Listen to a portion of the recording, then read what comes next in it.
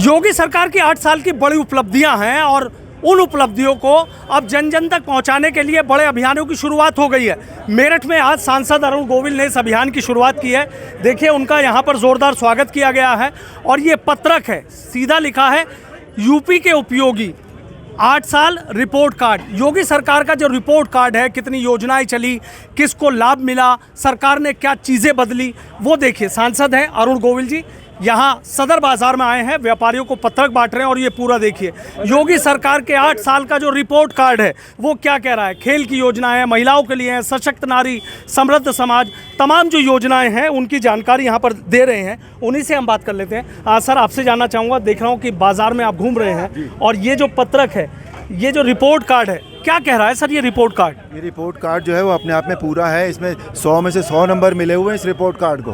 अच्छा। यस, जितना काम हमारे माननीय मुख्यमंत्री जी की अध्यक्षता में हुआ है प्रदेश में पिछले 8 सालों में, ये उसका द्योतक है। ये बताता है, उसका उससे परिचय कराता है कि कितना ज़बरदस्त काम हुआ है हर क्षेत्र में। हर क्षेत्र जी। अच्छा सर, जैसे देख रहा हूँ व्यापारियों के बीच जा रहे हैं और जोरदार स्वागत भी किया जा रहा है और इसको लेकर भी बड़े उत्साहित हैं सभी। जब अच्छा काम कोई होता है तो उसके लिए सभी के मन में उत्साह होता है, वो चाहे व्यापारी हो, चाहे जनप्रतिनिधि हो, चाहे कोई नॉर्मल इंसान हो, है ना। तो ये वही है, ये उत्साह बताता है कि कितना काम हुआ है इन पिछले 8 मतलब ये है कि खाली रिपोर्ट का नहीं, धरातल पे बड़ा काम हुआ, पब्लिक कह रही है। बहुत काम हुआ है, बहुत काम है। देखिए ना, पूरा उपयोगी, यूपी के उपयोगी 8 वर्ष हैं ये। यस जी। अच्छा सर, एक ये और थोड़ा सा बता दीजिए सर, ये क्या है? ये भी वही सारी योजनाएं हैं ये जी। किसानों के लिए योजना है, नारी के लिए, समृद्ध समाज के लिए योजना है, डबल इंजन की सरकार क्या क्या कर सकती है, ये वो है। देखिए, गरीब कल्याण योजना, सशक्त युवा, सभी के लिए, खेल के लिए, रोजगार के लिए, इस सभी क्षेत्रों में बहुत ज़बरदस्त काम हुआ है पिछले 8 वर्षों में। तो उसी को जनसंपर्क करके ये बताया जा रहा है कि देखिए क्या क्या काम हुआ है ये। अच्छा सर, ये है कि बदल रहा है बहुत तेजी से यूपी। बदल तो रहा है ये, बिल्कुल बहुत बदल गया है और पूरा और कुछ सालों में और बदल जाएगा। अच्छा सर, अभी तक तो देखा था जो विधायक हैं, मंत्री हैं, वो सरकार की उपलब्धियां गिना रहे थे। आप सांसद हैं तो आज ये एक बड़े अभियान की शुरुआत है, कहाँ कहाँ जाएंगे सर? ये तो अभी कई दिन और चलेगा। तो हम जहाँ जहाँ, ये हमारे अध्यक्ष महोदय हैं, महानगर के अध्यक्ष, इनको ज़्यादा पता होता है कि हमें कहाँ कहाँ जाना चाहिए, किन किन लोगों से बताना चाहिए ये। तो इस मामले में ये गाइड करेंगे। बाकी हमारा काम है कि हम जो है वो इस गवर्नमेंट के सिपाही बन के हम चलें आगे आगे और सबको बताएं ये। अच्छा सर, आप इतनी बड़ी उपलब्धियां बता रहे हैं, तमाम चीज़ें लोग भी देख रहे हैं। अखिलेश यादव जिस तरीके से कह रहे हैं कि 8 साल में कुछ हुआ ही नहीं, वो तो इस रिपोर्ट कार्ड को गलत बता रहे हैं।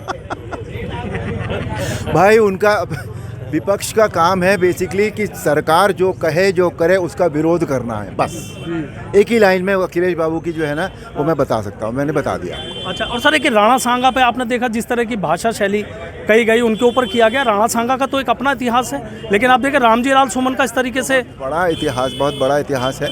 आजकल भाषा का ध्यान जो है ना, वो विपक्ष और ये सब लोग रख नहीं रहे बिल्कुल भी। मन में जो आता है बोल देते हैं। बहुत ही मतलब शालीनता के तो बहुत पीछे रह गई है अब तो।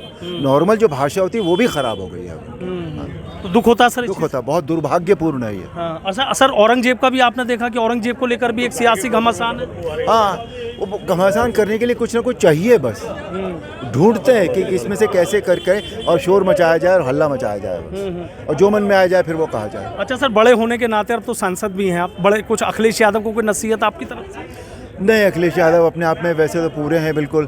मतलब ऐसे नहीं कि वो समझदार नहीं है, समझदार हैं, पर हमेशा करते ना समझी हैं वो। उनकी ये बड़ी खासियत है। अच्छा। बातें ना समझी की करते हैं वो।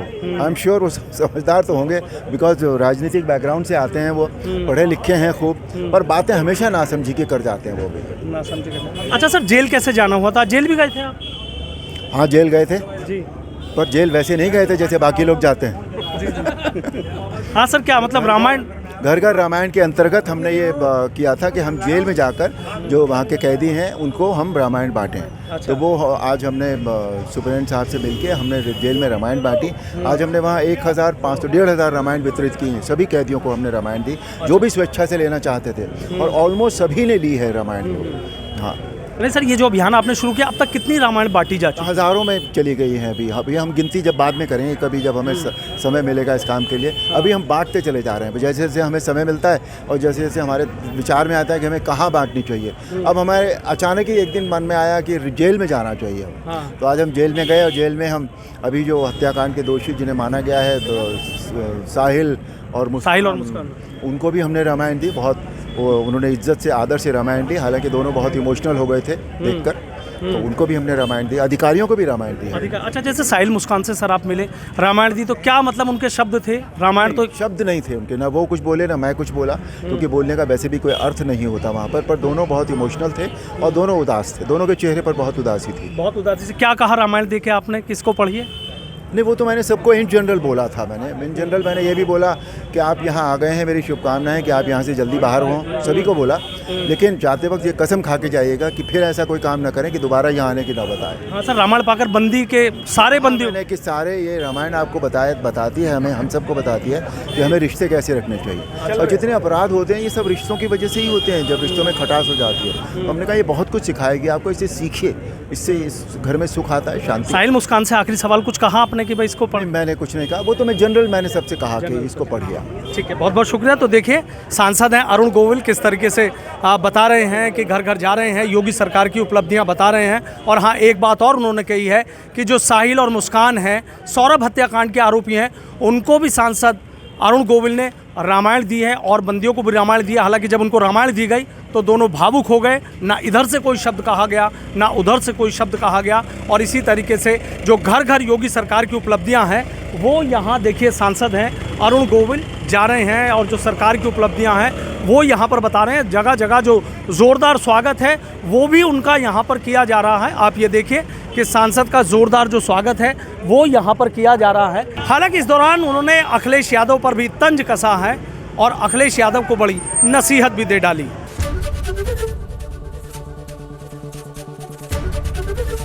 एबीपी गंगा, खबर आपकी, जुबान आपकी।